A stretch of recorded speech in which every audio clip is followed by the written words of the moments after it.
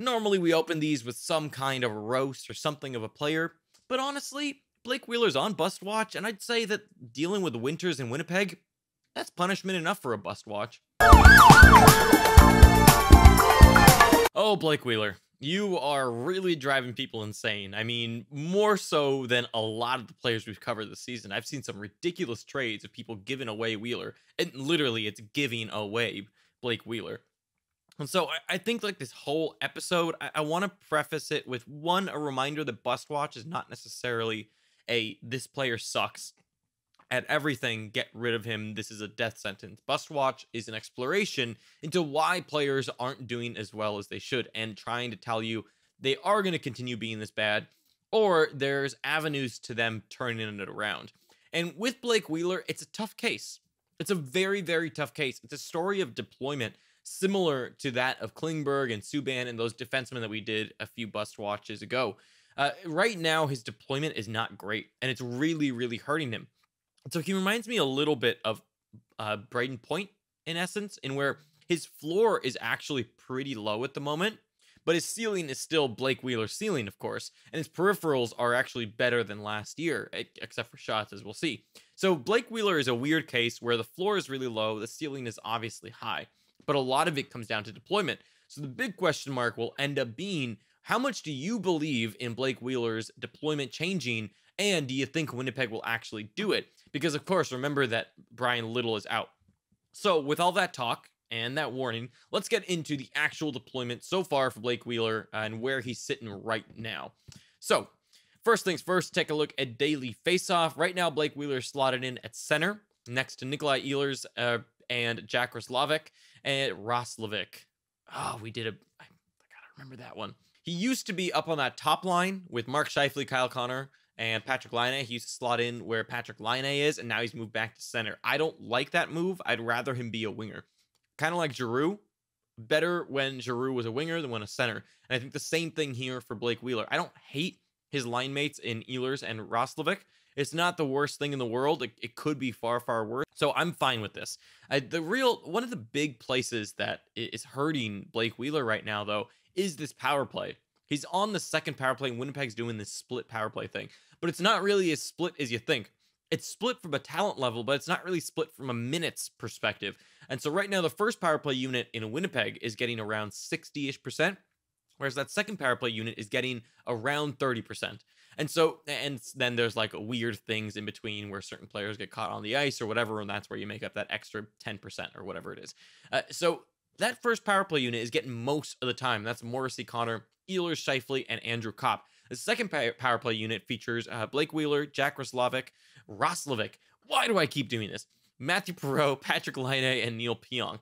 And so that second power play unit isn't getting as many opportunities. And if we take a look at Frozen Pool, in the last 3 games, let's take a look at last 3 games, then we'll take a look at just the last game, because that's when Blake Wheeler moved up to that second line again.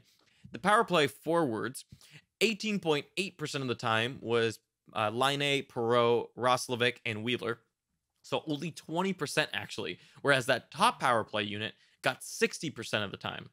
And that top power play unit, again, is Kyle Connor, Andrew Kopp, Nikolai Ehlers, and Mark Scheifele. And that's over the last, 3 games. That's a lot of time. And that's very little power play time for Blake Wheeler. The only other one that Blake Wheeler features on in this list is for 3.1% with Perreault and Patrick Laine. So that's probably where they put out 2 defensemen. Someone was in the box. Something weird happened. So really, Blake Wheeler in the last 3 games has only gotten around 25% of the team's power play time. That's really, really bad for him. Really, really bad, and brings down that floor. So the first question mark I have here for the Jets, and for anyone wondering what the hell's going on with Blake Wheeler, is the power play. What's going to happen? Are they going to keep this split power play thing going? Or are they going to end up going back to this very elite top power play unit? I don't know. My guess is one of the reasons that they're doing this right now is because they have 2 good power play defensemen, and that's Josh Morrissey and Neil Pionk. Josh Morrissey's not necessarily good, but he's good enough that you can run 2 power play units. And so I think that's why they're doing it right now.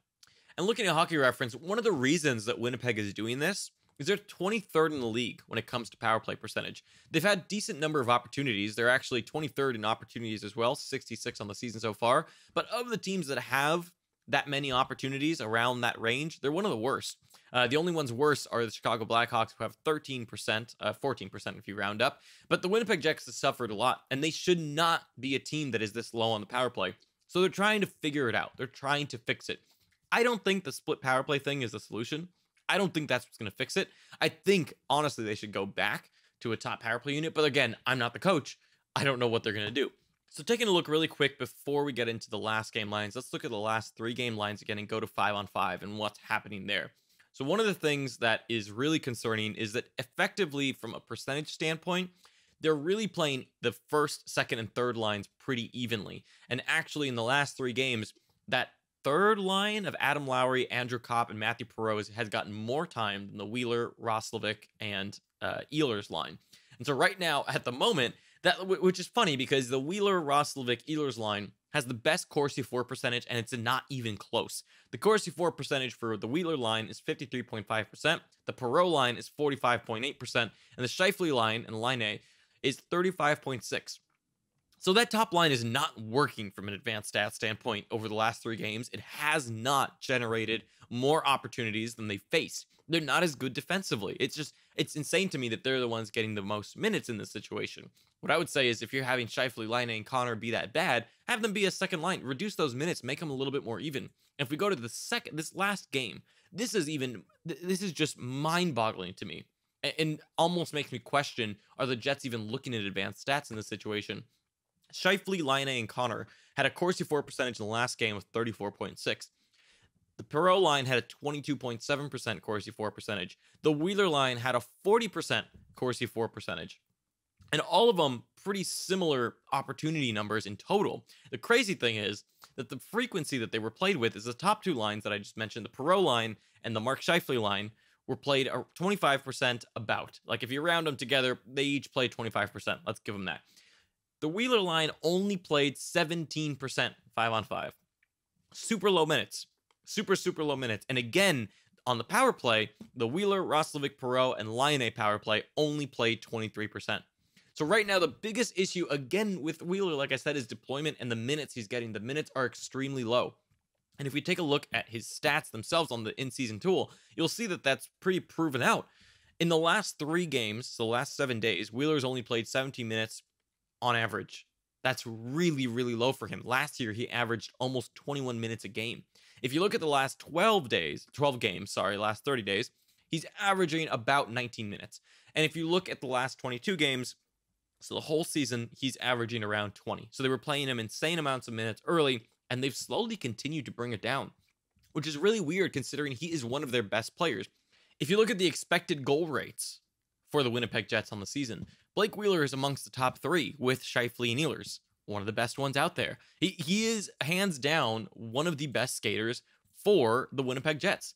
And the fact that they don't play him more is just insane to me. I don't really understand why he's not getting played much more. It doesn't make any sense to me. And there must be something else going on that we don't know about. Maybe a little bit of an injury or something like that, because it really is kind of crazy to me that his minutes have fallen to 17, and consistently, no matter what line he's on, he is the best line. That line that he is on is always the best line. And so it's kind of insane to me what is happening to him at the moment. Now, over the last 7 days, he's at a 55-point pace. On the season, he's at a 45-point pace. That's very bad. Last year, he was on a 91-point pace. So, of course, it makes sense that a lot of people are really frustrated. His shots are down around 10%, and partially that's just time on ice.